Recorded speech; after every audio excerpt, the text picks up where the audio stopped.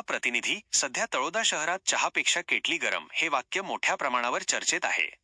नुकत्याच झालेल्या नगरपालिका निवडणुकीत जनतेने ज्यांना निवडून दिले ते नगराध्यक्ष तसेच नगरसेवक शांत, संयमी व सर्वसामान्यांशी प्रेमाने वागणारे असल्याचे नागरिक सांगतात. मात्र दुसरीकडे त्यांच्या काही कार्यकर्त्यांची वागणूक मात्र उलट चित्र दाखवणारी आहे.